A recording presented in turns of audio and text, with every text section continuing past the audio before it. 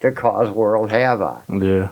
So you don't think the world is flat No, or hollow? I have proof today that the world's not flat. Okay.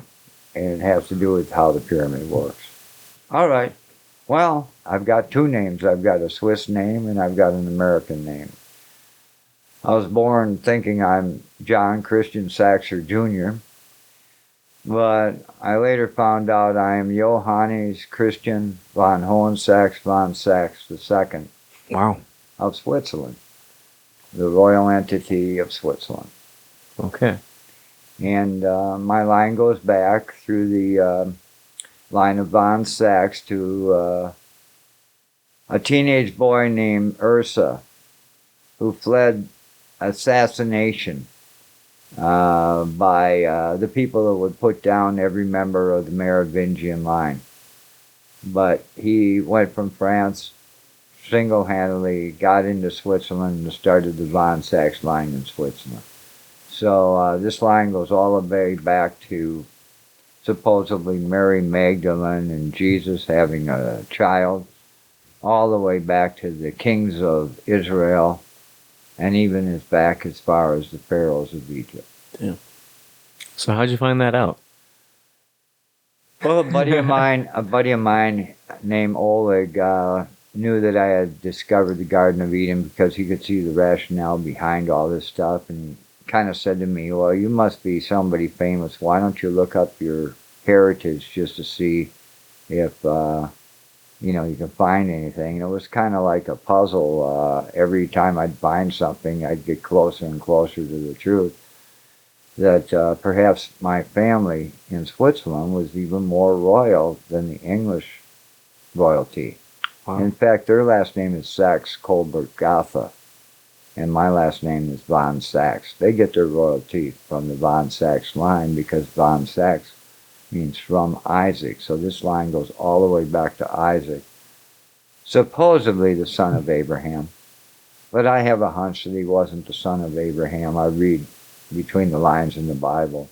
And it seems to indicate since Abraham couldn't have a child, he was kind of old, that line might have been produced by Melchizedek, Melchizedek, who the Dead Sea Scrolls identify as Michael the Angel, Archangel, who came and told Sarah, Abraham's wife, that in a year you will have a child and you will name it Isaac. So Abraham didn't even name the child, and he was too old to have a child. Wow. And Sarah was laughing in the tent when the archangel told them they'd have a child in a year. But he corrected her then, and he said, and then you'll name it Isaac. So this is a royal holy bloodline going through time. And there have been, like in Europe, the Habsburgs, they were cousins of the von Sax. But our family may have started the Knights Templar because I believe that St. Bernard was also von Sax. And these Templars would go over to the Holy Land and they'd act like archaeologists. But they had a hunch that there were things there, and they brought them back to Chartres Cathedral in France, items from the Holy Land, the Ark of the Covenant. They may have gotten the sword of Goliath. Wow. And the head of Goliath. The skull that they worship is the skull of the giant Goliath. So the Templars are very much connected with David and Goliath, David being the king of Israel and the kingly line of Israel. So the Knights Templar is the fighting arm of the royal line of Israel. Not working for the Habsburgs. Is that what a lot of people say? The Habsburgs were emperors in Europe, but the Knights Templars and the von Sax line fought against them. And they were the Teutonic Knights. And they were defeated in 1499. And it's in Swiss history that Ulrich von Sax brought independence to the Swiss. And then about 20 years later, he established the Swiss Guard to guard the Pope. But these were real warrior knights. This guy supposedly, Ulrich von Sax, would have a white horse, lots of shiny armor, and he taught the peasants how to fight the nobility. But whenever he'd have a battle, just like Alexander the Great, he would ride in to the front of the battle with the whole army behind him. So why was he doing those things? He was bringing power to the people. He saw that the nobility of Europe was corrupt, and he was nobility himself, but he was closer to the divine line than the rest of the nobility was. So he wanted to bring power to the people. So that's why he personally went out and he defeated the Teutonic Knights by arming the peasants. So this is where this line of arming the peasants has come from. Mm-hmm. And it was a smart move.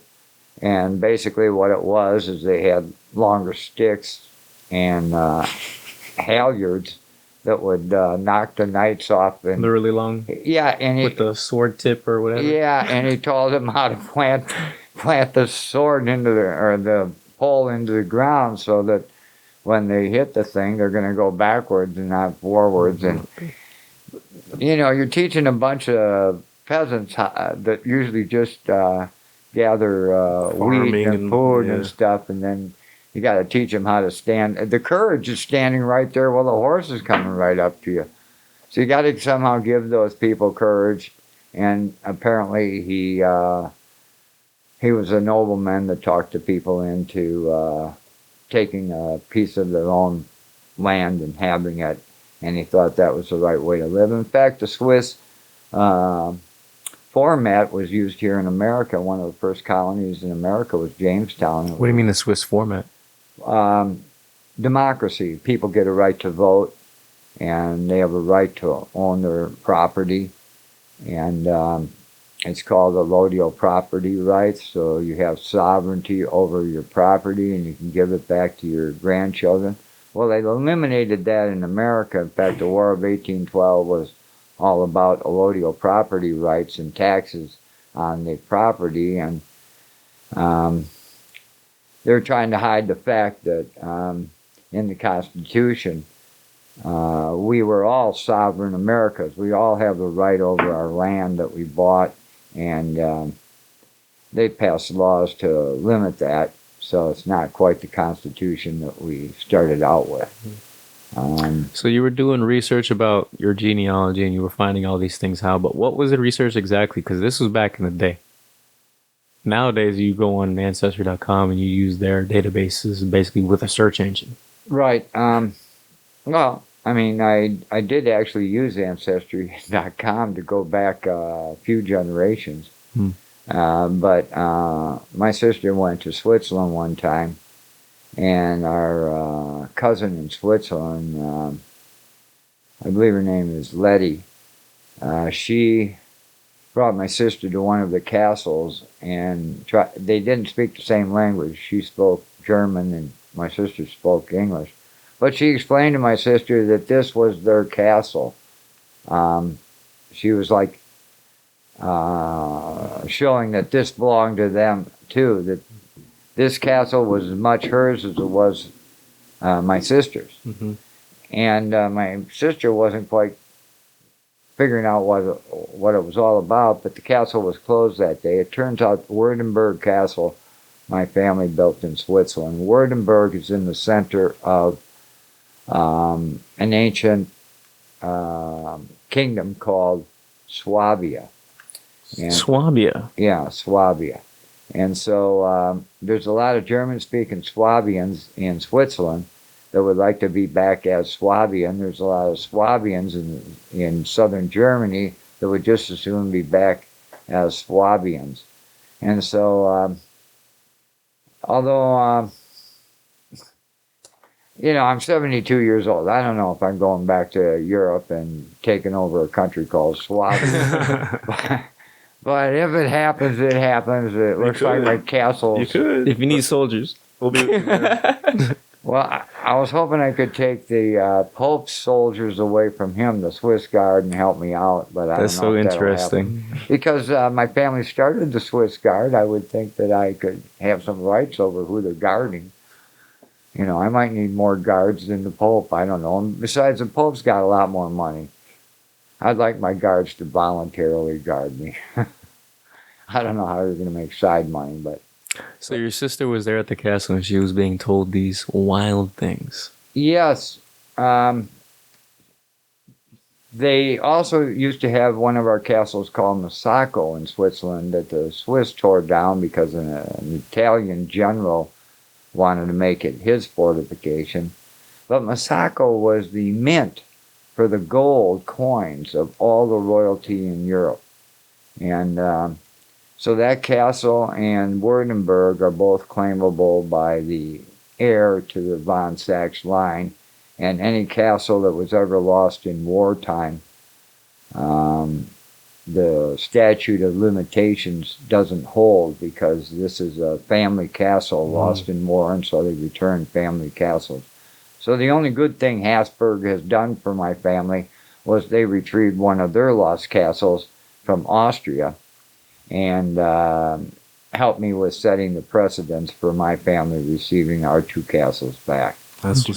They're now owned by the city of Buck, Switzerland, I believe, and Masako. The people of those cities do the upkeep of those castles. In fact, Switzerland probably doesn't even know I exist. So they just do it, automatically to take care of their historic treasures. But Masako is as famous in Switzerland as the Washington Monument is in America. Okay. So anyway, I'm privileged. My father was a sporting goods salesman, let me try to figure out essential mysteries in life. And I couldn't quite follow me because I was in the 60s generation. I did LSD and marijuana and... Party on, man. Party on. My dad wasn't too interested in hearing that that's what he was paying college education for. So how did you feel hearing and learning about all of these things? How did that make you feel? Well, I had some kind of a hunch that I was going to do something big in life throughout my life. And so I had... already figured out that Tarpon was the Garden of Hesperides and the west coast of Florida was the protected coast of Atlantis. So at that point, I was thinking, this confirms in my mind that I was meant to find this stuff because I'm of the royal line. Mm-hmm. And generally everybody's worried about, how to get ahead, how to make money, how to survive. They got 1,000 different things in their mind. So I have to give my dad credit. Because he allowed me to think outside the box. Mm-hmm. And so when I come along and find an anomaly, I would try to figure out the anomaly. So it's allowed me to solve a lot of mysteries that other people just would not have the time to do. But once I found out I was a king, in fact, not only am I king of Switzerland, I'm also... the king of Judah, of the line of Judah, and that line rules all of Israel too. So I have a theory that other people have the same theory that the Jews that Darius let go in 560 BC over the Caucasian mountains and over the Rhine River have ended up being the 12 or the 10 tribes, the 10 royal lines of Europe. Scandinavia and England and Denmark and France and Spain and Germany and Ireland and Scotland. Each one of these places has had a kingdom coming from the release of the Caucasian Jews is all I can say. So I have a different belief structure on who the Jews are. I think the Jews are Anglo-Saxons. History has been hidden from us folks. You can double check this yourself. So then I find out I might be king of that whole group of Anglo-Saxons because my name is von Sachs. And the bloodline of Israel goes through my bloodline more than it does the king and queen of England. So I have a responsibility to the people to do something for the people. And if I can stop the lies by bringing forth archaeological evidence to the truth, so I'll let the evidence chart my course. So when I found Tarpon Springs was the Garden of Eden, then I said, well, I need more evidence. And I got more evidence. When was that? I was about to say, so how did you find out? Where did that spark come from that you figured out that Tarpon Springs was the Garden of Eden? Well, I call myself a psychic archaeologist because I read a book in the 70s, early 70s called Psychic Archaeology. The book was really interesting, and I read the book, and I thought that'd be great to become a psychic archaeologist. And so I was studying Egyptology and reason for the Egyptian gods and all that sort of stuff, and I ran across something that looked like a three-dimensional map to the Garden of Eden. And it seemed to be it's the Temple of Karnak. And it seemed to be showing the way back to Eden, because if you were to have had an earth flip, and the oceans would have gone up over the land masses, and the earth is flipping underneath you, and you happen to be a navigator, and you're navigating by the stars, it will give you the impression you're on the opposite side of the planet. Correct. Because you're looking at stars that are above the ocean that's passing over the landmass as it's flipping underneath you.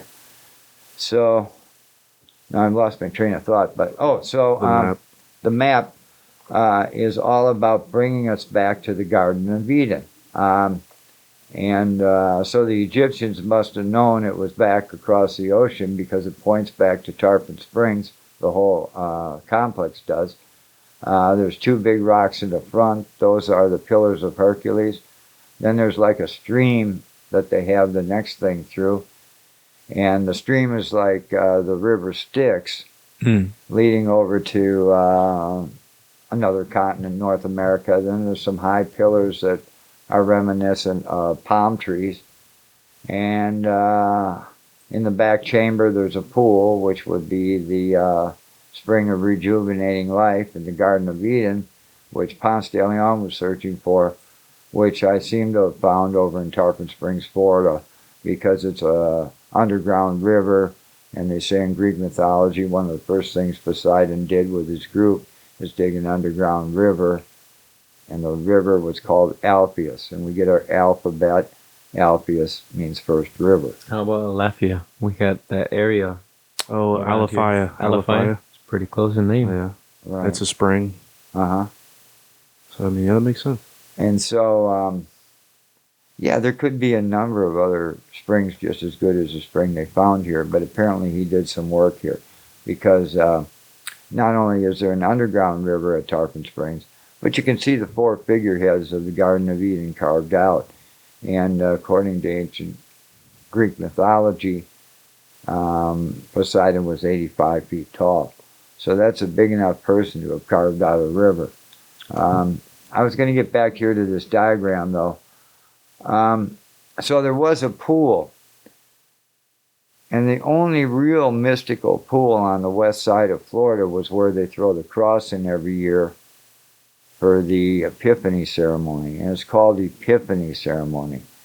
So the real epiphany going on here is not only the fact that people come in and do a Greek ceremony of retrieving the cross for the young boys and have good luck every year. The real epiphany is the Tarpon Springs spring is the spring that Poseidon built to bring fresh water up to the surface so that Atlas and Hesperus and his grandchildren can have fresh water. Mm-hmm.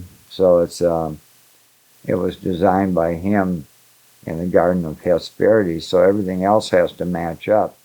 So I looked for more evidence, found the stone anchors on the west coast of Florida, and found out that the biblical story, it took me a year and a half to deprogram myself from the biblical point of view, the Genesis and the Garden of Eden story, because it's a it's a hard thing once you've been programmed for 35 or 36 years. It's hard to believe anything else. So what I kept thinking I found a second Garden of Eden. A second. That's one idea that I've been trying to go through in my head. Is like, okay, if this is in Garden of Eden, then is it possible that there was multiple Edens?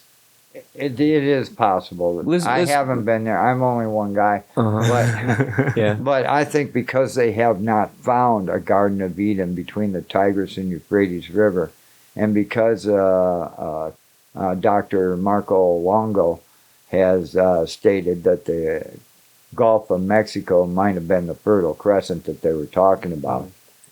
It'd be easy to lose a Fertile Crescent if you happen to be on a boat when the Earth flipped upside down. You'd lose it by half a planet. It's really not a crescent. The area that they tell us is supposedly the Fertile Crescent. It's not a crescent. It's dry and it's a pretty straight. It's a pretty straight strip of land that they suggest is this crescent. Right, and it looks more like a crescent along the Gulf of Mexico, West Gulf of Mexico, yeah, which was the Crystal Sea of Atlantis. So anyway, I'm kind of lost my train of thought, but you have some pictures of the stone anchors. The stone anchors. That was the first one. The first picture was the first stone I found on the upper left-hand corner. So my question is like, why haven't they been moved? Like, why haven't like modern technology went over there and like ripped them out? And are they just too heavy? Is it just? Everybody's getting paid for everything. By the way, I haven't been paid a penny for any of this archaeology for the last 52 years. And the reason why is because I wanted it to be a divine gift. If I were to charge 1 penny for this information, it would depurify it. Mm-hmm. So the effort that I went through, I'll eventually make money, but it'll be through some other stuff I'm working on, not through the archaeology that I'm teaching people about. But that's the difference between me and any other preacher on TV. I'm not asking anybody to give me any money. They all seem to be money orientated. I don't believe they understand the Bible. They're just out there making money. So why was it a Garden of Eden? Why would it have been like the one place that, anyone was at? These gods of Greece, Mesopotamia, and like the Persian gods, and the Canaanite people, and anyway, the Greek gods too. All these super large giants have come from a far-off planet. It's a one-way trip to the Earth, I believe. I don't believe they're going back and forth, but I believe they've established communication between their planet. Just as if we sent somebody up to Mars, we'd be communicating back and forth. Mm-hmm. If they were up long enough, had a colony up there, and they had a catastrophe up there, and then they might not remember that they're connected with the Earth. So that's what you think the aliens are? I think they're from Earth? No, the aliens are definitely from a star far away. Oh, okay. And they needed a way to... they're coming here on a one-way mission. So they want to establish their dominion over their new home, one way or another. So you have statues of these gods in different parts of the world where they're life-size statues. They're not just big-looking pharaohs. They're the real gods that were pharaohs, and then had offspring that became, their descendants became pharaohs too. Mm-hmm. But these were just, their planet must have been comparatively bigger than the Earth, than our Earth, in order to produce these kind of giant beings. But they had enough technology that when they came here, besides being bigger than the humans that were here, they had enough technology to do certain things here that were society building, but certain things that bring their home planet here. And the way they couldn't carry their home planet here, but they had the technology to provide anything from their home planet to here. And That's it wasn't crazy. Yeah, so Fucking nuts. so we could talk a little bit about the pyramids and what they're used for here, I guess. Yeah, let's go ahead. Everybody's. Can we put up a diagram of the interior of the Great Pyramid? All of these people over the last 50 years, I've listened to all their stories and all their theories about what pyramids do and the effect, what the pyramid can produce. And it's gone, even Tesla's theory is there too, where what a pyramid does. My theory is it's kind of like Sherlock Holmes. You got to kind of think what the criminal was thinking in order to solve the crime. Mm-hmm. So if these guys if we have all these people over 50 years saying the pyramid's an electronic generator, the pyramid is a tomb, the pyramid is a number of different things, a pump house. But one thing they never include in all their theories is what was that grand gallery for? And that's this right. Portion here? Yeah, that portion there. And I don't know. I had a hunch on it actually 50 years ago, but it didn't come to me at the time. I just knew it was important. And I drew up diagrams and I colored in the diagrams with different colored pens, trying to see how a crystal light inside that grand gallery could actually charge people up by different light patterns inside there. It looked like kind of a crystal, a prism or something. And I was working with it that way, but it never panned out. But anyway, at the bottom there's something called the subterranean chamber, subterranean. Anyway, it's also called the Chamber of Chaos. And this one right here is also called the Chamber of Chaos. Yes. And there's a little pipe like going off to the left next to the thing. Yeah. Well, my theory is that these space people couldn't bring everything they wanted from their home planet to the Earth. So anything they wanted, they would have to have the elements here to make whatever they wanted. So they might have the machines here to design and produce whatever they wanted, but they weren't able to take all the elements from their planet to the Earth. So what a fusion reactive furnace does is it slams hydrogens together to make helium, and then helium and other atoms together to make more atoms. And so what it does is a solar fusion or nuclear fusion fuses atoms together to make different elements. So that part that I showed you right off to the left-hand side of the Chamber of Chaos, the Chamber of Chaos would have a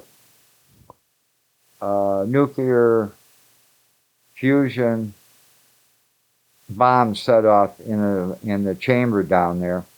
And then as the bomb was sucking up the water out of the Nile, it would separate the hydrogen and the oxygen. The oxygen would be the fuel, and the hydrogen would be burning in the fusion reaction, slamming atoms together and producing hydrogen.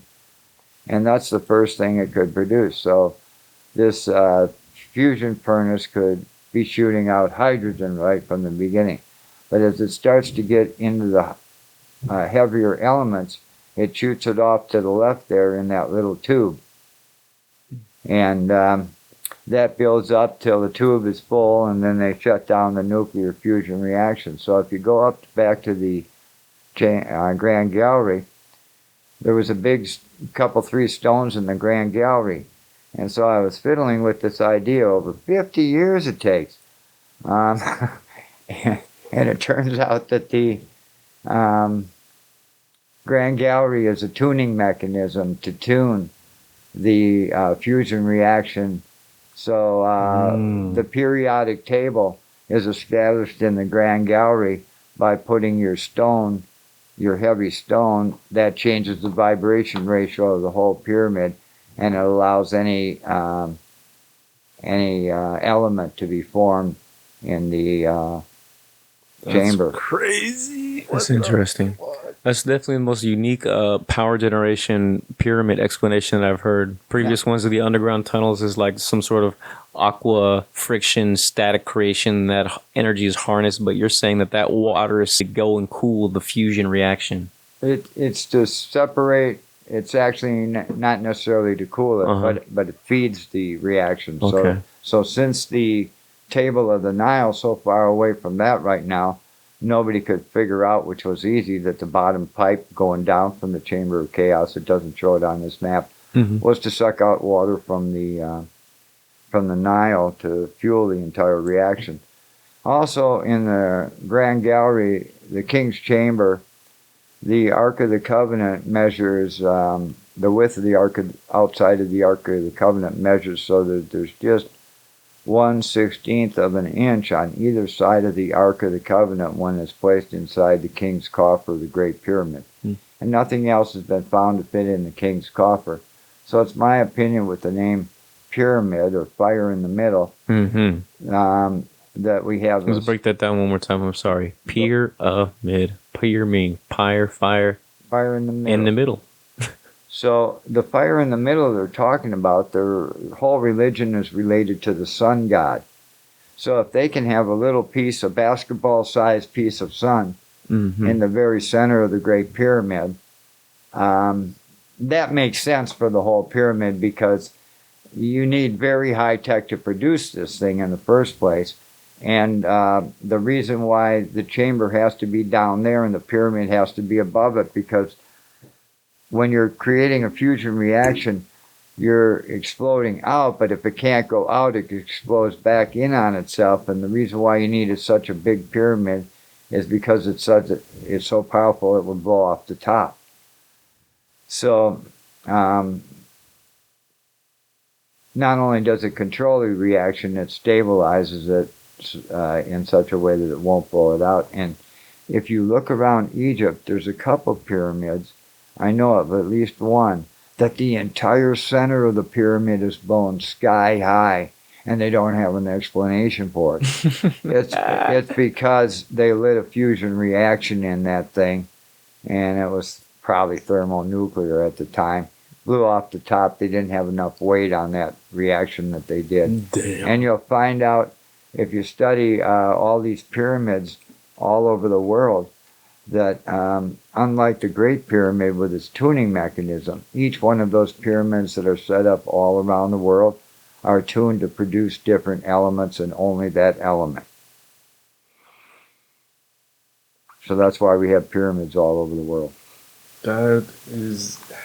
In all of the ancient cultures. I've never heard this theorized before, so I'm... The fusion reactor theory? Yeah, that's crazy. Because they just this year said that they came out with some new breaking progress on our ability to create fusion reaction. We're almost there, everyone. Free energy is right around the corner. Well, what's interesting about this whole theory is if I'm correct, all we have to do is pump cement up there to the top of the pyramid, flatten all the sides, we should got to rebuild it. And rebuild it, and we can have a free fusion reaction, which produces energy as well as elements.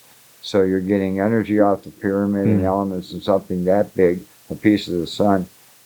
That could light up all of North Africa. Right. I mean, they left it here for us, right? We just got to learn how to use it. That's right. And you know, people are greedy. They tore the sides off the pyramid to make houses in Cairo, Egypt, and whatnot, you know, and it's too bad.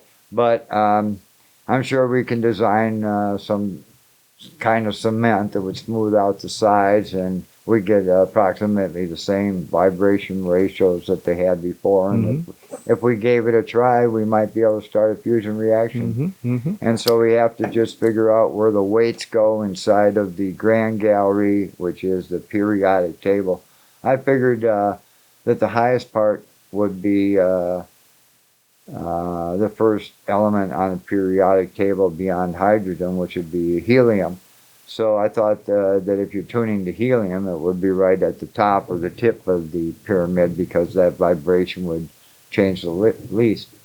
But anyway, so helium will be right up at that top corner if you want to point it out. on the Grand Gallery. And then our heaviest elements would be down at the bottom of that coin. So that's how they had to tune it. This is all new stuff. Nobody's come up with this. They never included the Grand Gallery in their theories about how the pyramid worked. And the Grand Gallery is the key to the whole thing. Damn. That's crazy, bro. Now all we need is good physicists that have heard this information to see how they'd start a fusion reaction in there. And it just makes sense. I mean, if you're going to blow off something like a nuclear warhead, you better have a big rock on it. Or it's gonna go. The most stable shape that we know, better put it on top. Yeah. Why not? And so they wonder, why are there cracks inside the pyramid and this and that? Well, if you're setting off a nuclear reaction once in a while, I mean, it has to explode and implode back on itself. You're going to get a little jostling of a big pyramid. Obviously, they figured out they needed one that size. So this would have been operating only while the gods were still in Egypt. That's what I'm thinking. And then once they left... we weren't capable of coming up with that. We didn't have the physics yet in our school systems and whatnot. It's an interesting idea or pattern that we see in history. Like civilizations tend to start out with a certain level of technology, and then as they go on, it just slowly declines. Yeah, I think we're being visited. Because we're given these things, and then we're trying our best to maintain it, but we can't because... Yeah, it's the same thing when people inherit money from their parents that have earned it. Well, the money gets scattered real quick.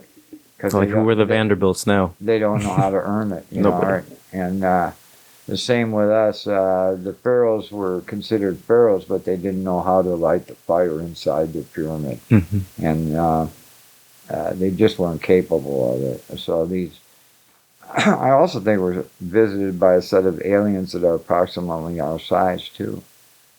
So you think that there are these aliens, these gods that look like us? To what extent do you think they look like us?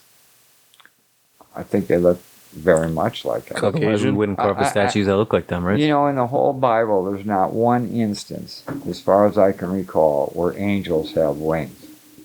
Right. Should we look up what angels actually look like?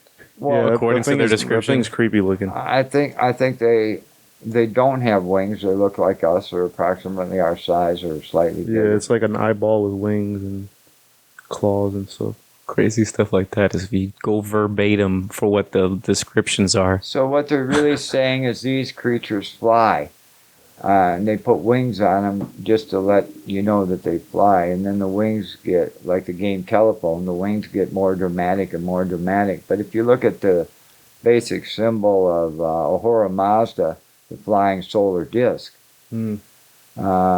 it's talking about not the sun, but a flying solar disk. Flying disk. That's not too far away from the depiction of the wings. Yeah, it's not too far away from the depiction of an angel, to be honest, now that you mention it. Right, and so we started out with this kind of a wing diagram, and then they started throwing the wings on people. Interesting. And that's where we get our angels from. So there are those gods that are aliens that built our civilizations, and you're saying that there are other aliens.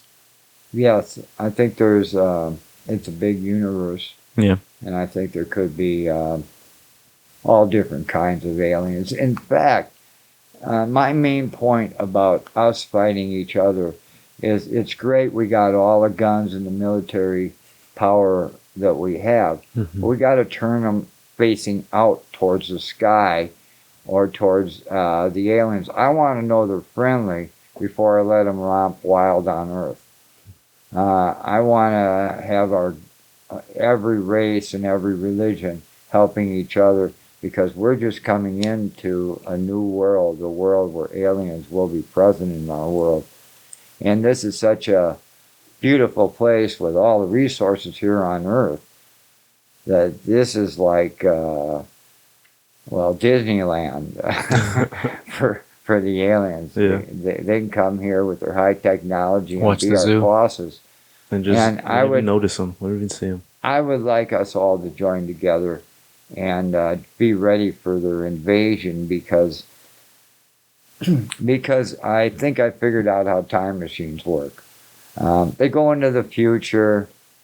These aliens, these angels, as it were, then go back into the past, give the prophecies to some of our humans, and then they prophesy the future based on what the aliens have seen mankind evolve into the future.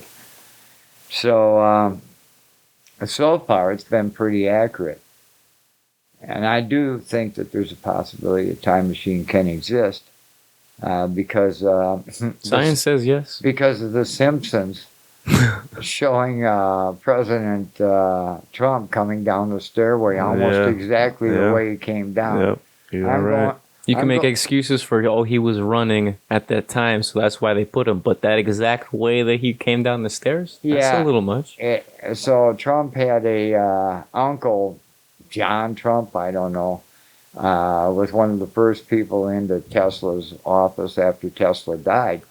And...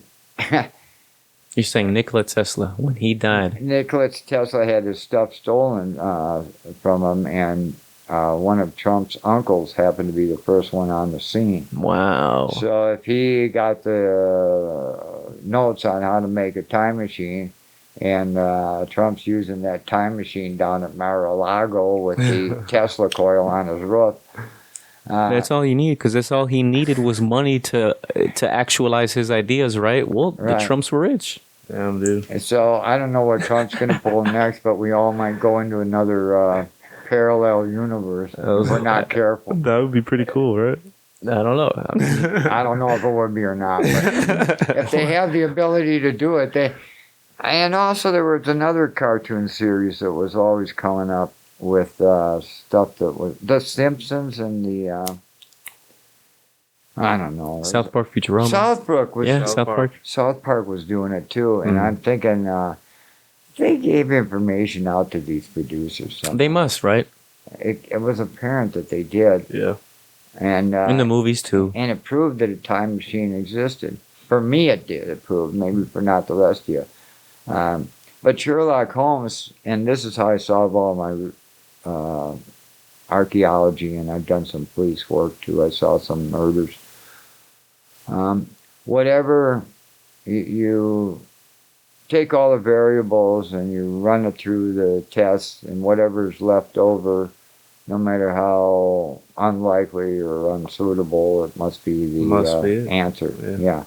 And so that's how I come to most of my archaeological conclusions. I just say this must be why they did it. But it took me 6 years looking at that stone anchor, the one where you showed with my face in the stone anchor. It took me 6 years of trying to figure out why that stone actually had a hole in it. But once somebody does figure out why something like that has a hole in it and tells other people, then it spreads, and after a while everybody says, yeah, well, everybody knows that's a stone anchor from Atlantis. But it takes the first guy years and years to unravel these mysteries. But they do seem to be unraveling. And one of my newspaper articles, the Tampa Tribune, said that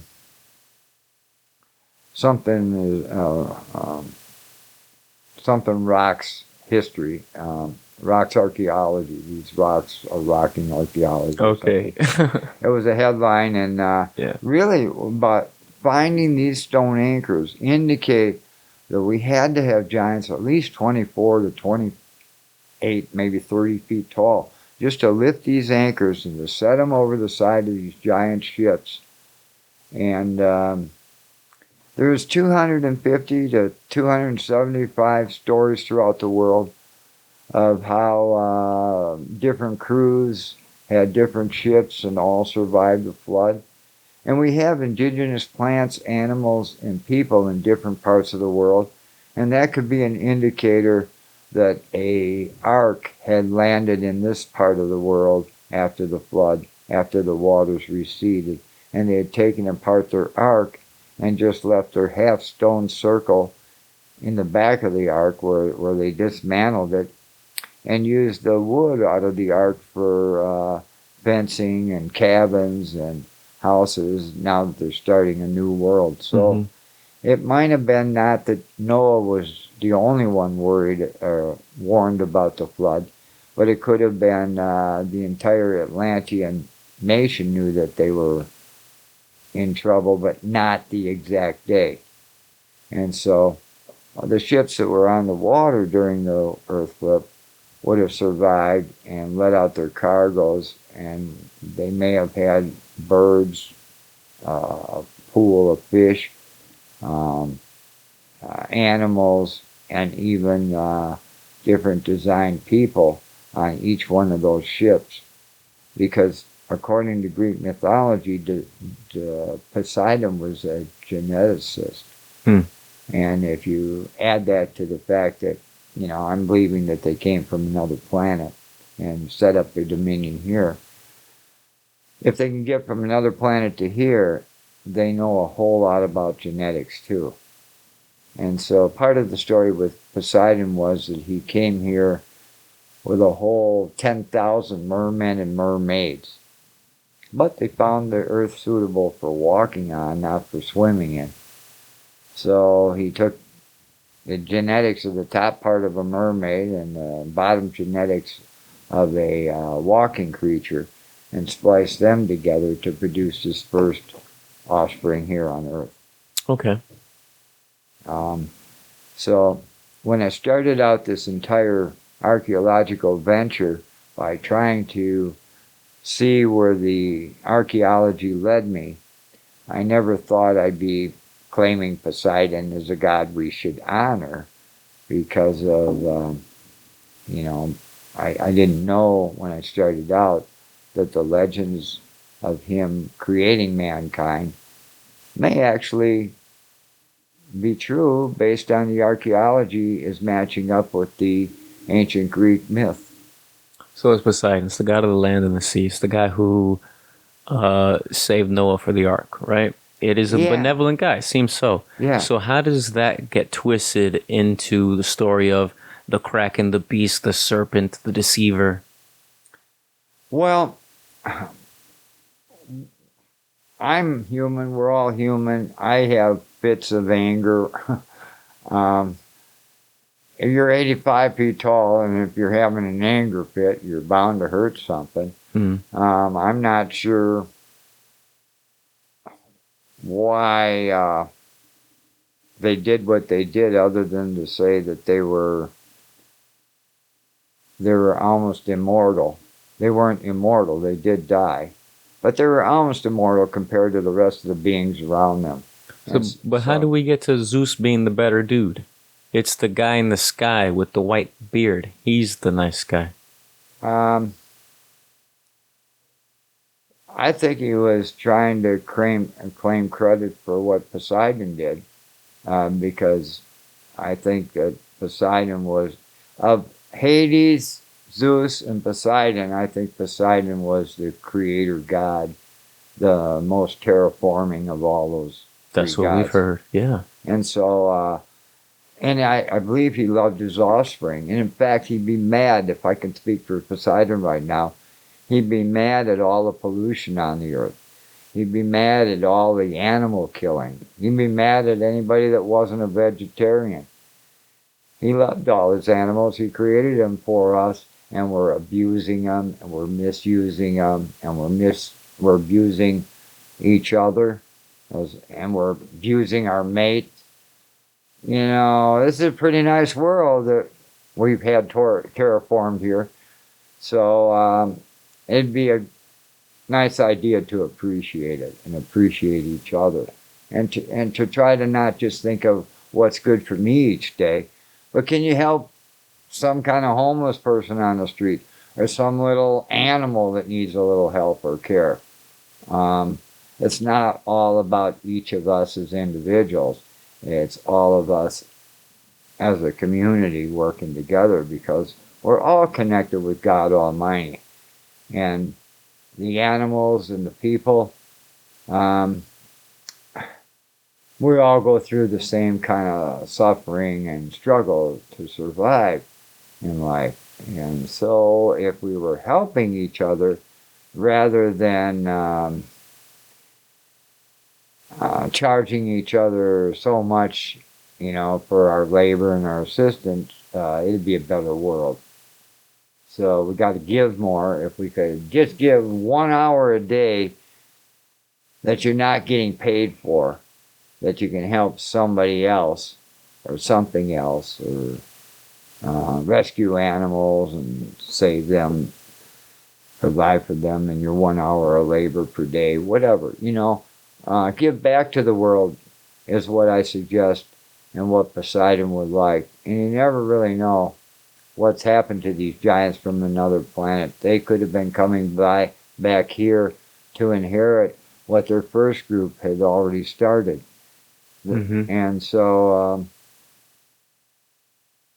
if they see a polluted world and they see us like children not being able to handle the situation that we're in, they might assume control. But if they see us handling our world properly, they might not assume control. But if they can come from a planet, from a star away from us, they've got the technology to control us. So the best thing we can do is show honor to the creation that was terraformed by their planet mission to this earth here in the form of Poseidon and these other ancient gods that were giants.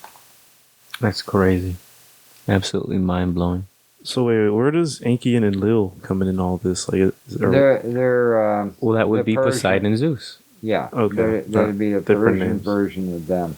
Okay. And they seem so similar in their attributes that a lot of people have said that they must be the same as those gods. And in fact, they even look at the Egyptian gods too as these super tall 85-foot gods just traveling the earth and different parts of the earth they might have had access to. And they might have even had one of their spaceships working. Not maybe enough energy to go all the way back to their planet, but enough energy to go around the earth and to get their kingdom or dominion established here on earth. There is a God Almighty. You can pray to him and everything, but I think he's letting the universe unfold as it will. So you better watch out for your own people you love and animals you love, and watch out for yourself. Keep your eyes open, because nothing's guaranteed as far as I can tell after 72 years.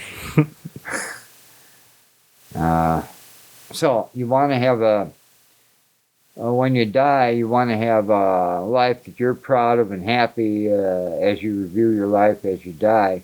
But you also want to have a good life to show to the gods, if they exist. And in the Egyptian philosophy, Anubis is holding a feather, and if your soul outweighs the feather, you're going to hell. Mm-hmm. But if your soul doesn't outweigh the feather, then you're going up and you're going to heaven. So it sounds like they're pretty strict on who gets in and who doesn't get in. And well, I thought that was a really nice concept, because they're putting it on a scale. They're not testing if it's pure, if it's good, or if it's bad. They're testing if you had a light heart, or you're free, take it life easy. You didn't take anything too heavily, no regrets, no sorrows. You just had a light, easy-hearted life. It's just, they're weighing it. Mm-hmm. They're not seeing if it's pure, they're only weighing it. Which I thought is just an interesting idea. Yeah. What is a good life or bad life? Or is it just a light life? Apparently, you just got to have a light life. Don't take things too serious. I don't know. Stress about too many things. Heavy-hearted. That's literally the opposite of what you need to be in order to pass Mott's test. Don't be heavy-hearted, people. Keep your heart light. There's a lot to get stressed about. And I went to San Francisco. I studied in communes there, and I studied a guy named George Ivanovich Gurdjieff. And he had a concept called the fourth way. And you use the way of the monk and the way of the other three ways, the way of the Buddhist, but the fourth way is to live in the world but not of it. So if you're not reactionary to everything that happens around you, based on your program to react to it, you can be more your real self than sort of like an organic robot that just reacts to everything. A bot. So, as we call them now, they're called NPCs. And it's a video game term. NPCs or bots. Call them a bot. Well, so anyway, people have asked me, well, how did I figure out these stones were stones and this and that? And by living in the world but not of it, when I pass by something like an anomaly, I want to figure it out. Because nobody else has, or because it just makes me comfortable to have figured it out. So that first stone is the one I saw, and I kept going by there. I was delivering a bartender to her home a block away from there, and I'd go by it twice a night in the middle of the night, about 2 in the morning. Got nothing else to think about. And so I knew it was important, but I didn't know quite how important. But I figured I have to solve that mystery. And if I can solve that mystery, I can rest that night. So bizarre. It's a perfect hole. So to live in the world but not of it, I had to transfer myself out of this world into another world, the world of 14,400 years ago, when they were using these things. And that's sort of the way that it snapped in my brain, or the light bulb went off. I could tell that they were old, and I kept going back to what could they have been used for, and then I realized that they were nothing but anchors left from a giant flood, because by that time I'd seen 4 or 5 of these stones with holes in them. And when you're out of your own hometown, you're out of sort of a fishbowl, and you go to somewhere else, and like people around here, they might have seen holes in rocks, but they thought that was common all over the world. Mm-hmm. But when I come from Wisconsin to see holes in rocks, and we've never seen them up there in Wisconsin, something is off here and needs to be examined. And that's basically how it happened. I had to just go pour over books and literature, and finally at one point I saw that Noah's Ark had some stone anchors up on top of Mount Ararat. Right, I've seen that. And then I realized that these were almost identical to the stone anchors of Mount Ararat, Mm-hmm. and that they might even be made out of the same material. And sure enough, they were. And then I found a story up in northern Florida near Tallahassee called Wakulla Springs. And they said they had gopher wood up there, and they also had cedars. And I thought cedars would make a whole lot better use for making arks. And then there was a story at Wakulla Springs that Noah's Ark was built there. And when you start adding up all these facts and all these little tidbits of information, you can't do it in 1 year or 6 months. It takes years. And it takes being focused on it. Maxwell Maltz wrote a book that I read in my 60s at the university. 1969. Maxwell Maltz, Psycho-Cybernetics. He said you can be anything you want in the world, but don't expect it to happen right away. It might take a whole lifetime. So I didn't realize how true that was. So by being an archaeologist in Tarpon Springs, working at a bike store, I didn't have any university sponsoring me, but it took 30 years to kind of put this whole story together. And now I think we're on the verge of finding the underwater city of Atlantis, just off the coast of Newport Richey. I keep telling people Newport Richey is Old Port Atlantis. And nobody was looking for it off the coast of Newport Richey. So even if they were looking for something, they wouldn't have noticed it was Atlantis because of the huge forces of the tidal waves that swamped Atlantis. It would look like stirred up blocks. But because of the blocks, looked like some of the blocks looked 400 feet long. So that would be synonymous with the same story of Atlantis, of them having giants, titans 24 feet long, and making a wall all around the state of Florida, all the intercoastal waterway and the islands.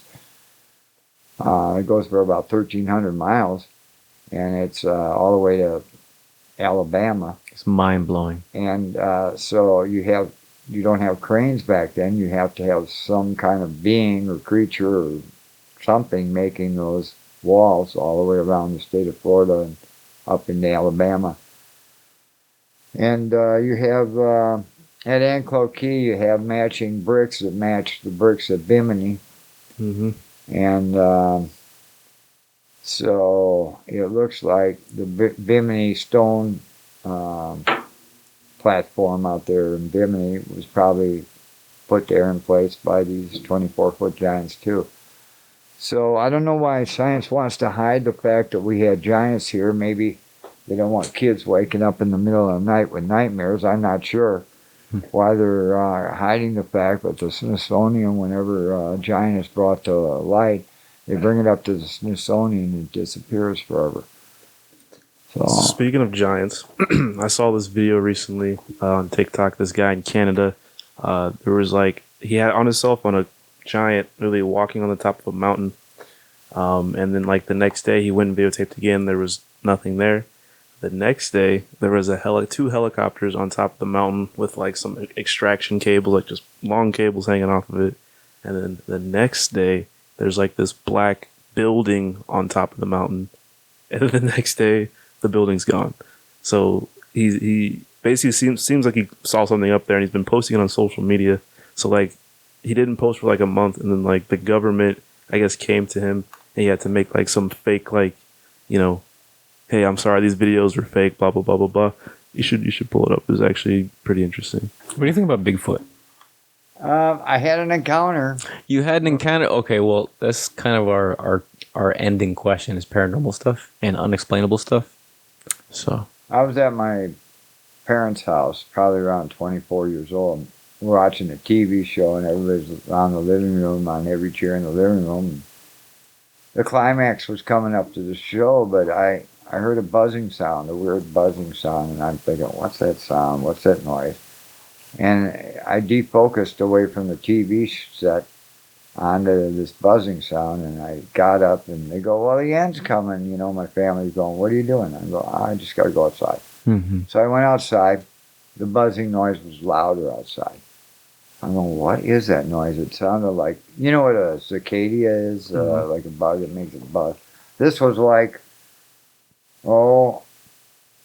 that sounded like about a 10-foot big cicada. Okay, I mean, it just. Did you feel like it was vibrating you? Yeah, and I walked over to the side of the porch and I looked through the woods down onto a street that usually you could see the street lights, but I couldn't see the street lights. I couldn't see through the woods. Everything was blacked out. And I decided to walk off the porch over to where it was blacked out at. And within 10 feet of Bigfoot, he started to run along the fence line. And all of a sudden I could see down onto the street across from me, about 100 yards away. And what happened is a portal closed up. So that buzzing noise was the opening of a portal, but they let Bigfoot out on my side of the fence. And so he decided to run down to my left along the fence line, and I only saw the top of his head. Mm-hmm. And but I knew it was Bigfoot because it was 9.5, 10 feet tall. Mm-hmm. And I went back in the house, and people going, well, where were you? Did you say anything? No, I couldn't. I knew that whatever I said now ain't going to sound right. So the next morning, I brought my mother out there to the fence line. I said, Mom, I think I saw a Bigfoot right here last night. She goes, what? And so we walked along the fence line, and there were trees that were 2.5, 3 inches thick, broken off right near the base. And there was even a bush that we had the bush for 20 years. The bush had a whole middle of it taken out. And it was like this, it was just like a rhinoceros ran through this whole area. Wow, man. That was in Wisconsin? That was up in Wisconsin. Oh, it must have came down along, a forest-type ridge or something down into our area. But why he showed up with a portal at my house made me wonder, there's something weird about that. Why did he show up at my house? And, of course, it's a story that nobody would believe in my hometown. Bigfoot was at your house? Give me. No, definitely not. Came to visit you? Give me a break. Yeah. So it's kind of a story I really didn't know what to do. So that's the first thing that I thought of when you said this giant up on the mountain. Mm-hmm.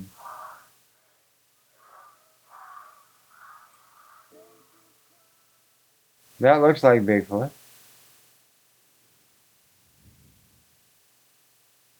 Is it levitating? It almost doesn't look like it's making direct contact with the mountain. Right. Oh, that's in Mexico. Is this what you saw? No, it was this white dude in Canada. Oh, well, why'd you let me play the video? The one on the bottom there, right there. This one? Yeah. Well, that's like somebody explain it, yeah.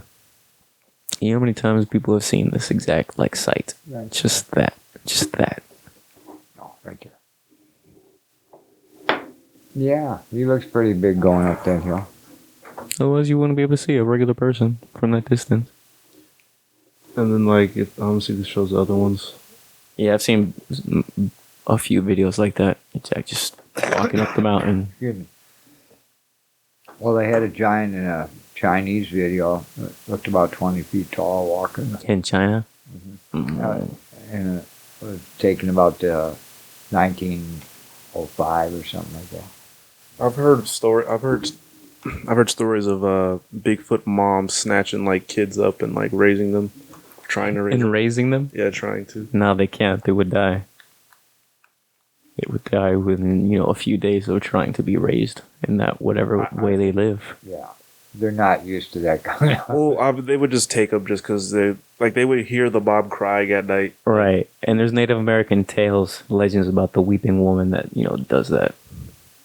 That's scary. That is crazy. There's a good Bob Gimlin video on YouTube where he animates a story about a guy. It's actually an absolutely insane story. This guy apparently had repressed all of these memories of this encounter where the child Bigfoot comes and plays with him and the parents come and steal him angrily. Right? Yeah, he completely repressed all of those memories and he uncovered them through just this weird fit that he needed to draw it out. So he was drawing out his experiences unbeknowingly, and as he kept drawing, he was unlocking those memories in his mind of that encounter, and it's an absolutely crazy encounter.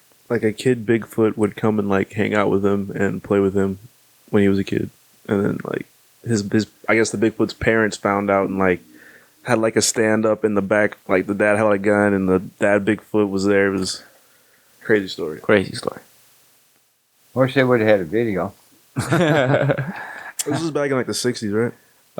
No, that was probably the 80s for that guy. He seemed not that old. Well, what about Billy Meyer in Switzerland with his videos of flying saucers and meeting a woman from not Alpha Centauri, but the Pleiades or... Oh, I think I heard about that. And I'm going to roll another blunt.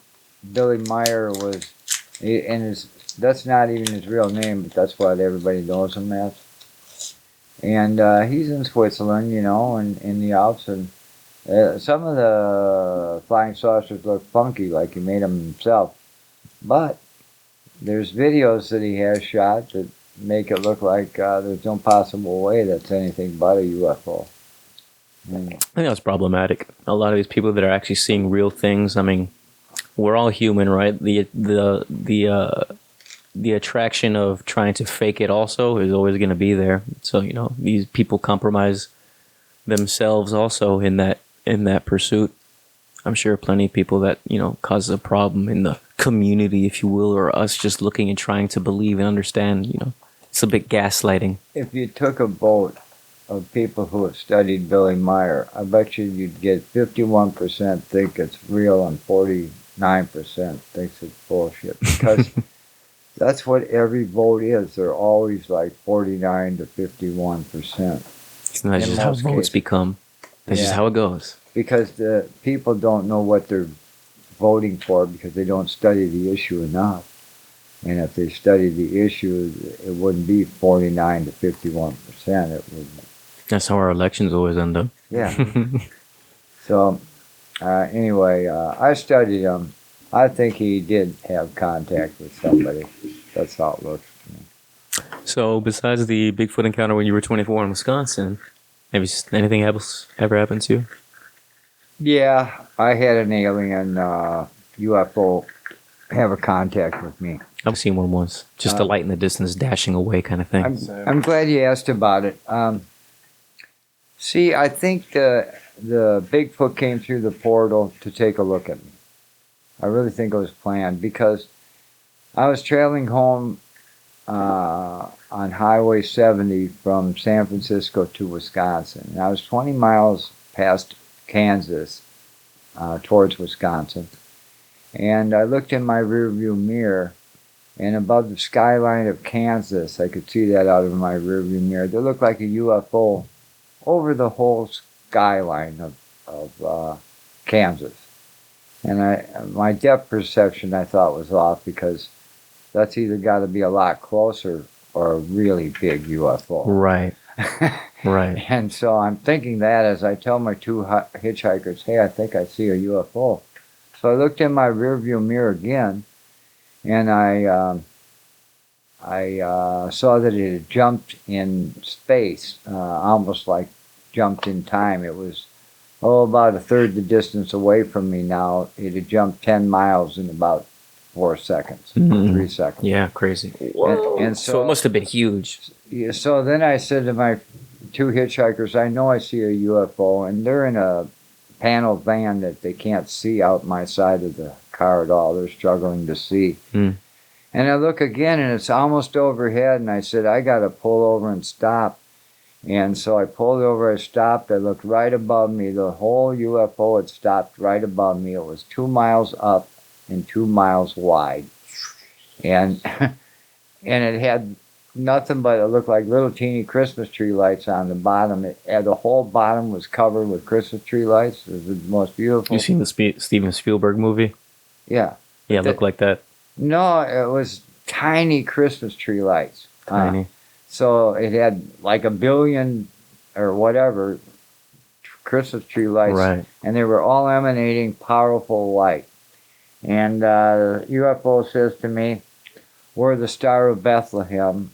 We're the fastest UFO in the galaxy. And they said, we'll be there when you need us. What? And then they shot off like a bullet. That was, what, a voice in your head, or you heard it outside? No, it was a voice in my head. What did it sound like? Sound like a human voice. It was a voice different from your own? Same words I just used. We're the Star of Bethlehem. We're the fastest ship in the galaxy. And we'll be there when you need us. Thumbs up, pulls away. And then my two hitchhikers were just opening the door as it bulleted off. And they never saw it. And nobody on Highway 70 even stopped or slowed down where I pulled over and stopped completely. That's insane. That's insane. The UFO had a time machine and knew something about me that I didn't know and wanted me to keep on the track that I was going so that they wouldn't change the timeline just by coming and seeing me. And so they just stopped for a moment to not change the timeline at all and went on their merry way. So since they were 2 miles wide, I don't know how many people they could hold, but if the rapture turns out to have something to do with that UFO, I wouldn't be surprised. Because a 2 mile wide UFO is a big, big UFO.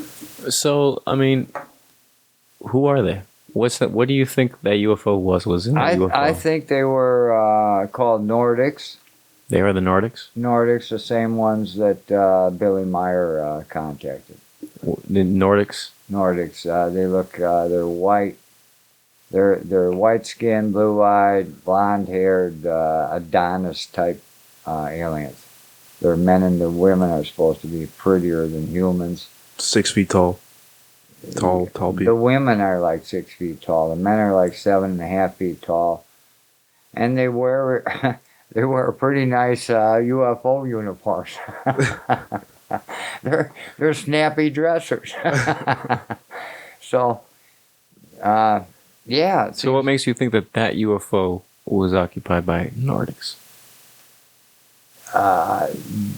It's the only, just intuition. It's the only. Just like in a dream where you just understand something is. Right. It's the only psychic answer I have. I don't know if I'm psychic or not, but if I had to guess, if I was like gambling or something, that would be the group.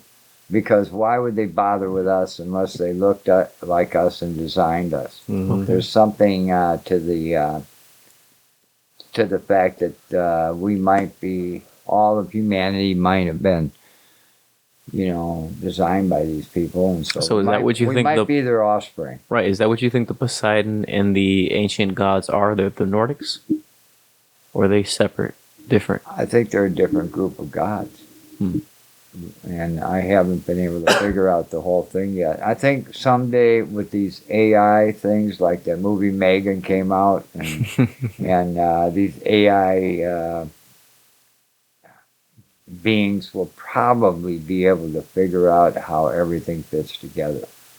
But I think, I don't mean to brag, but I think my stone anchor thing was instrumental in having people be put on the right track. Because, like I said, it took me 1.5 years to deprogram myself that there were 2 Gardens of Eden, one over between the Tigris and Euphrates River, and this one over here.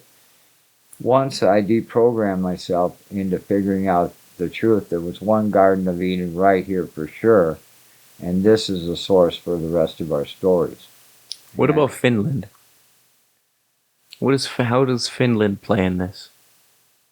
One area at the end of the Gulf Stream that might have been okay, because the idea is that that everything was frozen. There was an ice age, right?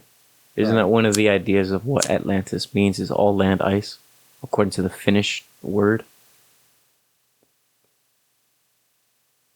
Or Swedish, is it rather? I don't know. I think that's probably what Dr. That is something that he has said, yeah. But, and he might even have the story put together in his mind, like I was trying to say. I don't have the whole story. I only lucked out by figuring out this side of the story. And I think we're 14,400 years away from that. Yes, people survived the flood, so these people that might have had this ancient knowledge were in Finland were probably one of these 260 ships that survived the flood and passed it on that way. That's the only quick thing that comes to mind to me. Yeah, is it was a leftover Atlantean ship that. Well, you think Atlantis was in the Gulf? The landmass was in the Gulf? Not in the Gulf. It was North and South America. Oh. And the whole ocean is the Atlantic. So there is no missing landmass. It is this landmass. Yes, that's what it looks like to me. Okay. And y'all didn't see the pictures of there's like an Atlantis scar, like the circles in North Africa, like in the desert? The eye of... What is that about? The Rykot structure in Africa. That's just coincidentally all the concentric rings. It is coincidence to me. It looks like it's about 40 times the size of what Atlantis city would have been. I've seen it geologically explained. It makes a lot of sense when you see it, how it geologically would have been formed. Have you heard of Randall Carlson? I've seen Randall Carlson explain that. It's geologic, it's coincidence. It's like some upwelling. And when something upwells, it moves to the outer portion. So it's just this repetition of upwellings from underground or something. Yeah, it just looks a lot like what you'd expect Atlantis to be found and look like. Super coincidence. So it's just It coincidental. seems to me like it is a coincidence. The Rykot structure, yeah. You know, it's in the wrong place, but it's near the Neptune Mountains, the Atlas Mountains. Mm-hmm. And so, Atlas is part of the Greek story of the Garden of Eden, Atlantis. So I just think the mountains were misnamed after the flood. And the first ship to the Atlas Mountains, we're talking about probably the Appalachian Mountains. Right. And so that would have been the Atlas Mountains to begin with. Do you think, how long ago do you think that these land masses were connected? Because you just said, right, yeah, geologists agree they're tectonic plates, but the time frames are, who knows? Every time the Earth flips, I think there's a chance that the continents are going to slip a couple hundred miles, maybe. Thousands of miles. No, maybe a couple hundred to 500 miles. Maybe a slip might occur. Then it'll take another Earth flip for another 400 or 500 miles. And in other words, I think I see in the last 200,000 years, I see approximately 5 or 6 Earth flips. Right, if you divide that by 14. And if every time we flip, the continents are, makes sense, making their way away, and land masses go up and down, 200 or 300 feet, depending on what's underneath it, subducted underneath it, whether or not. Right. If it's the Earth's energy that's keeping this all together, and the polar ship is a lapse in that energy, who knows what can happen? And they call it the Great Ring of Fire, and so every time the Earth flips, all the volcanoes are active, and you've got the Earth slightly reforming, and then you'll have, like I said, up to 300-foot variance from where the Earth was before. So you might get the Bahamas going down, and the Balset stone in the Rocky Appalachian Mountains coming down into Florida. Mm-hmm. That might have subducted 280 feet the last time we had an Earth flip. The reason why I say that is we found the tips of pyramids coming out of the Gulf off of Sand Key, Florida. And if we're seeing the tips coming out of the water up to 8 feet, imagine how high the pyramid is underneath there. So if the Earth flipped and the sand from the Gulf of Mexico swished up against the side of a plateau that the state of Florida was, that would have buried the pyramids and the city of Atlantis. Mm-hmm. And but this guy John Jensen, who found an underwater harbor off the coast of Safety Harbor? No. Off the coast of Tampa Bay. 2 miles off the coast of Tampa Bay, he found a 2-mile long harbor from ancient times, 30 feet underwater. So we're finding the tops of this off the coast of Newport Richey in less than 30 feet of water. So finding the evidence, it's hard to figure out the answers of what actually happened right off the bat, Yeah. So we have to go out, we swim over and dive on this lost city just to see if it is a lost city. And then if that turns out to be that lost city, then we have to have a bunch of other archaeologists figure out, to put all the evidence together and figure out what happened back then. But I think we're being alerted that we do have a potential Earth flip coming up, and that we, the wisest one amongst us, will prepare for it. And it says in the Bible that the charms of the world will tempt even the elite, so that they're not that the judgment comes unawares to even the elite. So my job is to tell the elite who think they're wise and full of wisdom to check out these timelines that seem to be coming up every 14,400 years. And it might indicate that the only way to survive is to, have some kind of a bunker built just in case this is a problem coming. Well, that's why the billionaires got bunkers, right? And that's why Elon Musk wants to go to Mars. Yeah, he might want to avoid it altogether. But what if that planet goes up next to Mars? Then he'll be screwed bad. Exactly. Can't hit both, right? No, I don't think it would. But anyway, that's what our religion is based on, looking out for God's wrath on earth, and we've got to behave ourselves. So if we only have, let's just say, we only have between 10 and 30 years left, all of us, to get our act together, to become nice to each other.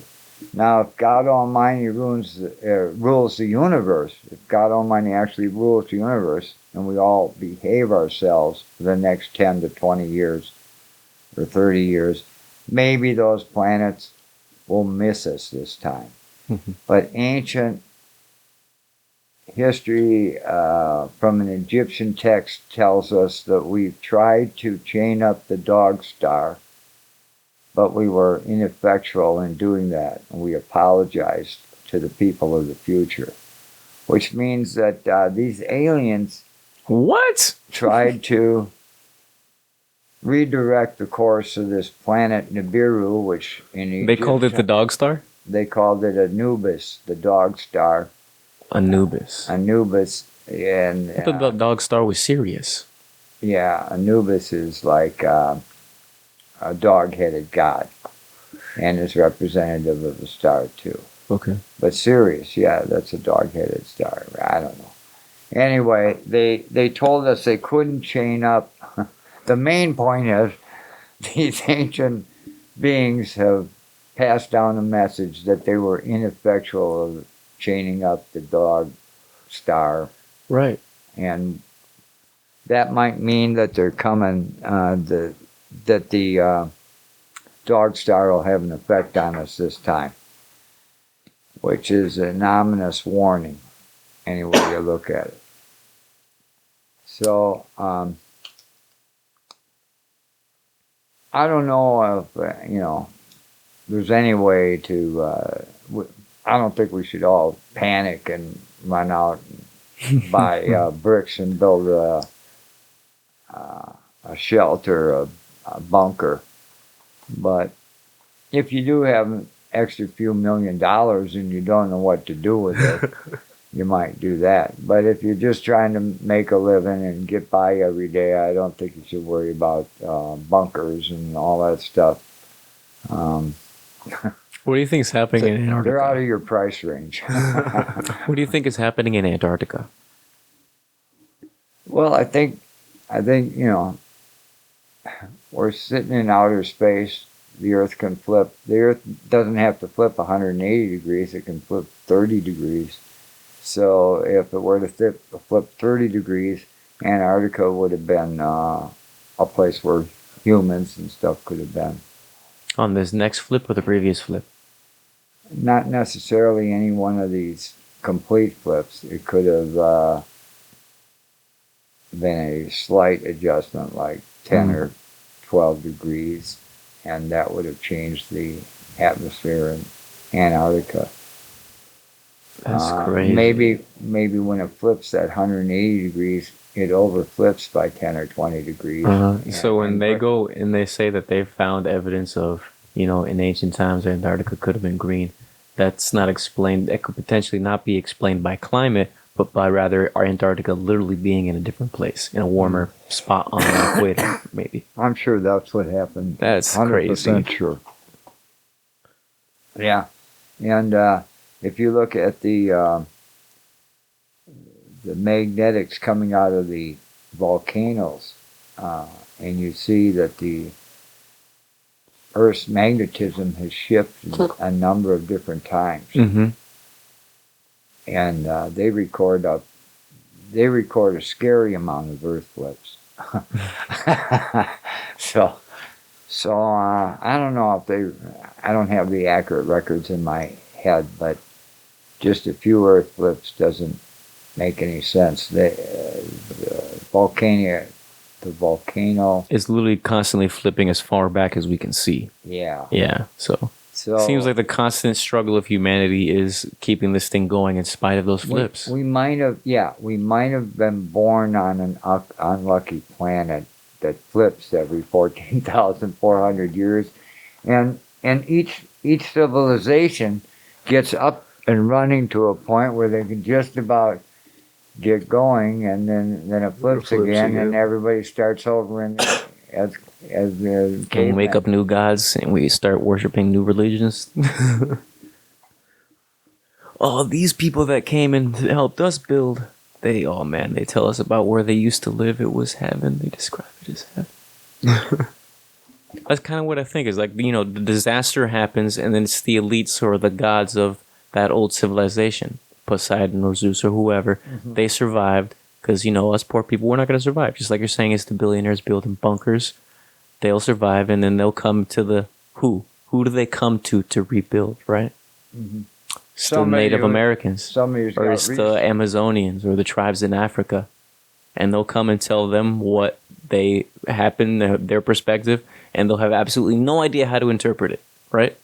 Yeah, it's like a game of telephone. We don't really know the whole story. You have to read between the lines to get out of the confusion. But I do believe that prophecy is exact, because I do believe in time machines are needed aboard spaceships in order to get from one star to another. And so if they're used incidentally here on Earth, it's an interesting scenario for mankind, because we have one working on the Earth right now. It's going to shock people to find out that it works and people could see it work, and it actually operates, and it would be a counter to probably what if Trump has a time machine available to him, it'd be a counter to that one. This time machine that's on the Earth right now is working out of a disabled spaceship. And it actually controls mankind without us even realizing it. And it controls the Trilateral Commission, it controls the deep state, it controls the bankers, and it controls the religious authorities. So that's the would-be alien force that had made deals with the world governments. That's the would-be alien force, if there are multiple. And the only scenario I can think is that Lucifer survived the throwing down to the Earth in the form of a spaceship, came to the Earth and crashed, and he survived it with the spaceship not working, but the time machine still works. So he becomes the bane of mankind, the troublemaker of mankind, because he can go back and forth through history and tweak things in such a way that he becomes in control of mankind. And so he would have been shot down by Michael's spaceship, which I take it to be the same spaceship that overflew me. So Lucifer's spaceship would be like a jet fighter aboard an aircraft carrier. And Michael's spaceship would be like the aircraft carrier. And so Lucifer wanted to be head of the aircraft carrier, and the Bible says he lost that fight and got slammed down to Earth. So both of them, Michael and Lucifer, both have time machines aboard their respective ships. It's just that the way Lucifer crashed his ship, it's in such a way that Michael couldn't follow up and actually eliminate Lucifer. He couldn't find him. So that's what's happening. We have probably on the board of the international bankers and international chemical companies and international pharmaceutical companies. You probably have this super genius alien that has his associates controlling all those things and has the whole world enslaved. And so we build a religion around that, where Lucifer's bad, he's Satan, and Michael, the archangel, he's good. And what we don't realize is that we might have to actually locate Lucifer's whereabouts and destroy his time machine before mankind can be free. Because we're gonna find a spaceship. They're not just aliens. I mean, they're not just angels. They're aliens with devices that is over controlling mankind. So we gotta find this spaceship. We got to destroy it. Maybe it's been found. This kind of sounds like Dragon Ball Z. Something. Got sent down. Crashed. Still works. And has been causing changes in humanity in the background. Sounds like a movie. I've always suggested that Goku's an Aryan. So the movie The Omen. The Omen? The Omen sort of depicts this kind of a guy. That he's either able to reincarnate into a family, or he, I don't know, it's just that it's the only, it's like Sherlock Holmes would say, it's the only, no matter how crazy you might have thought that was, it's the only solution to what screws up mankind. What if you have a whole religion warring against all the rest of mankind, saying you all ought to be part of the same religion? Well, some people just want to be their own religion they're used to. They don't want to be forced into a religion. But what if that's your way of trying to control the world? It's forcing people into your religion.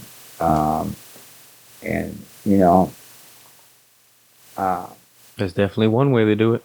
Yeah, religion's always been on. I like my religion. It's kind of zany. It's way out. It's angels don't have wings and they fly in spaceships. So yeah, I can live with that. Maybe they dress funny too. Maybe they're all rolled up in their spaceships. I don't know. But that's sort of how the evidence that has been laid out for me as both an astrophysicist and an archaeologist. The evidence seems to indicate what I told you here tonight. It's my best guess. Well, it's certainly incredible. It is bizarre, and I enjoyed listening to it. Likewise. Well, you're good listeners. It was a lot of fun, talking about this stuff. Mm-hmm. And I hope people enjoyed it, and I hope they learned about it. And they can go to some of the other videos that Dr. Marco Longo put out. He put out Saxer Saga, and that's when I was introduced to him. I said, somebody did a pretty good job with my stuff. And then we worked together on Saxer Stones. He went into a little bit more depth, and that was a fun video that he did. And then we did this Brazilian pepper tree of life, good and evil. Mm-hmm. And that shows my championing the cause of Brazilian pepper tree through the state of Florida, that people can use Brazilian pepper tree because it kills the bacteria, fungus, and virus in your body and basically flushes you out And that through my archaeological research of finding where the Garden of Eden was, I wanted to see, well, what's the bottom line? What's the best part of finding Eden? I mean, people aren't even going to believe me that I found Eden, but what can I find? What can I take out of Eden? What material thing can I take? Of value. Of value, yeah. And it turned out to be, and if you find the tree of life, maybe that'll do you some good. So I found the tree of life, finally figured out which one it was, did about a 10-year study on it. I mean, hey, the tree of life has the power to kill everything inside your gut. Absolutely. That makes sense. It kills everything that's bad, including the probiotics of your intestines. So if you drink the Brazilian pepper tree, you want to re-probiotic your intestines a couple days later because it kills all the bacteria, fungus, and your virus in your body. And so, but that sounds fun. That sounds fun. But there's a good time. Sounds like you're sitting on the toilet. Yeah, you're on the toilet in the middle of the night. I thought it was the worst diarrhea I ever had, to be honest with you. I might as well warn you. Look, you've done a pepper plant detox? I've done it a number of times. I've drank, I don't know, 10 gallons of Brazilian pepper tree in my life.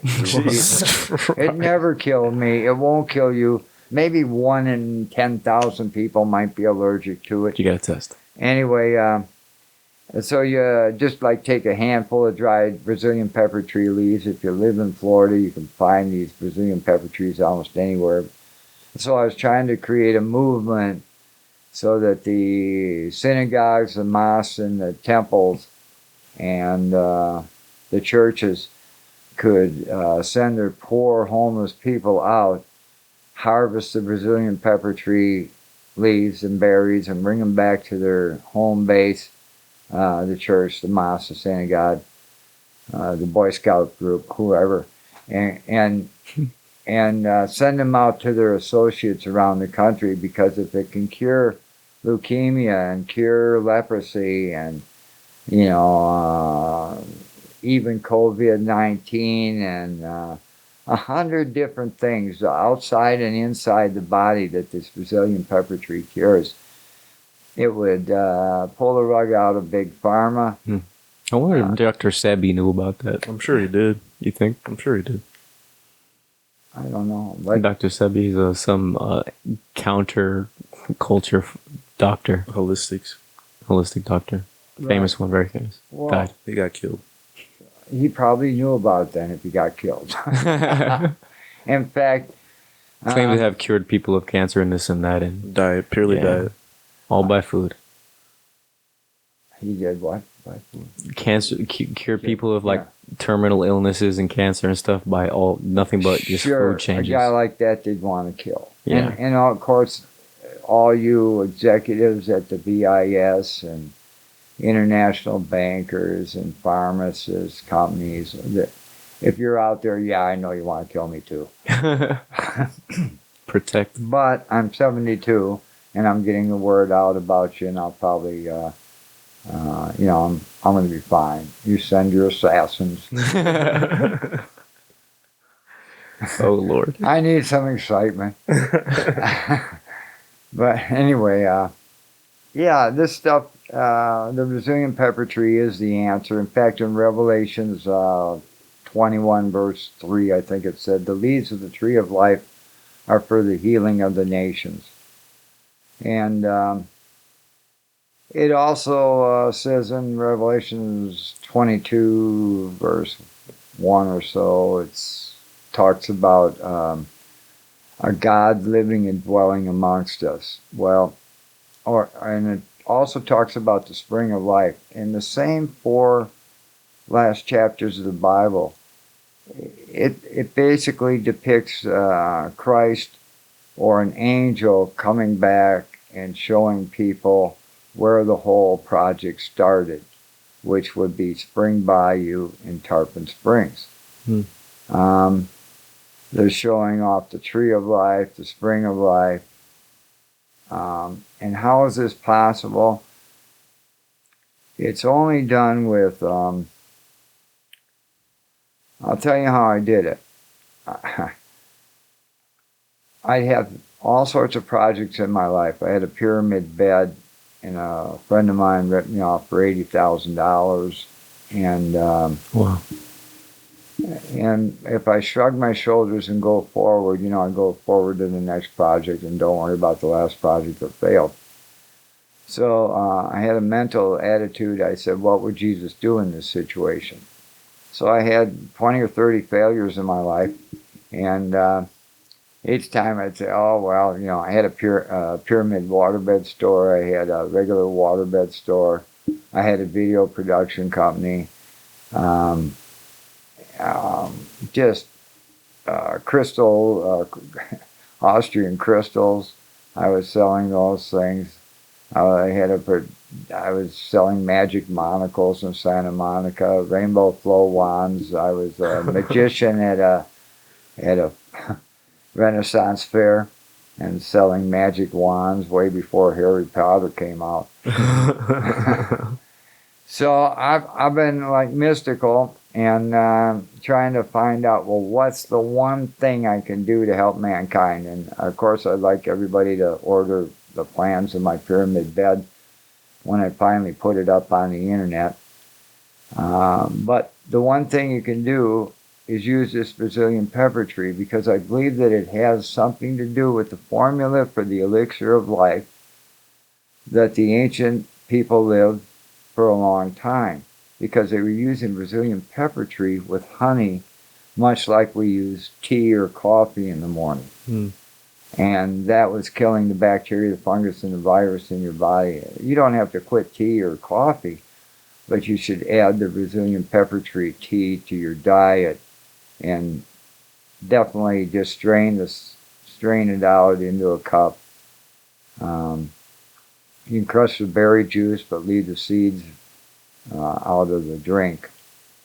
And it actually decalcifies the pineal gland of your brain.